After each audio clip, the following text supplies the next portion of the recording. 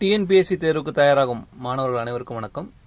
இந்த அப்டேட்டில் நம்ம யோஜனா மற்றும் திட்டம் குருஷேத்ரா, யோஜனா அப்படிங்கிறது இங்கிலீஷ்லேயும், திட்டம் அப்படிங்கிறது தமிழ்லேயும், குருஷேத்ரா அப்படிங்கிறது இங்கிலீஷ்லேயும் வரக்கூடிய மந்த்லி வரக்கூடிய மேகசின்ஸ் ஃப்ரம் இந்தியன் கவர்மெண்ட்லேருந்து, Indian books publishing house, ministry of broadcasting இந்தியாவிலேருந்து வெளியே வரக்கூடிய இந்த புத்தகங்கள் நம்மக்கிட்ட இப்போ என்ன கரண்ட்டில் ஸ்டாக் அவைலபிளாக இருக்குது அப்படிங்கிறத நான் சொல்லிடுறேன்.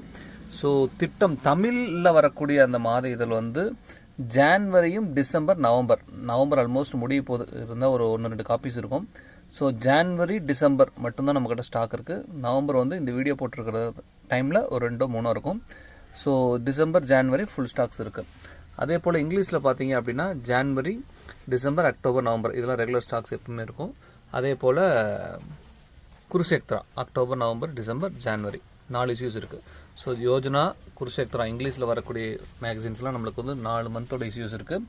திட்டம் தமிழில் வர்றது ஒரு 2 மந்தோட இஷ்யூ மட்டும் நம்மக்கிட்ட ஸ்டாக்ஸ் இருக்குது. ஸோ இதுக்கு முன்னாடி இதழ்கள், அதாவது பேக் டேட்டட் இஷ்யூஸ்ன்னு சொல்லுவோம், அது எதுவும் நம்மக்கிட்ட இனி அவைலபிள் கிடைக்காது. அவங்களும் ட்ரை பண்ணிகிட்டு இருக்கோம், கிடைக்க மாட்டேங்குது. ஒருவேளை கிடைச்சது அப்படின்னா நம்ம அப்டேட் பண்ணுவோம். எந்த அப்டேட்ஸும் நம்ம ஷார்ட்ஸ் மூலமாகவோ வாட்ஸ்அப் குரூப்ஸ் மூலமாகவோ இல்லை அப்படின்னா நீங்கள் பேக் டேட்டட் இஷ்யூஸ் எதுவும் இல்லைங்கிறத அஸ்யூம் பண்ணிக்கலாம். எந்தெந்த புக்ஸ் வேணும் அப்படிங்கிறத டிசைட் பண்ணிட்டு ஆர்டர் பண்ணிக்கிங்க. ஒரு புத்தகம் வாங்கினீங்க அப்படின்னா அது உங்களுக்கு பெரிய லாஸ் ஆகும். ஏன்னா 22 ரூபா புக்கோட விலையாக இருக்கும். நம்ம கொரியர் சார்ஜ் 50-16 பண்ணுவோம். ஸோ அதனால் 1 புக்கு நீங்கள் ப்ரிஃபர் பண்ண வேண்டாம்.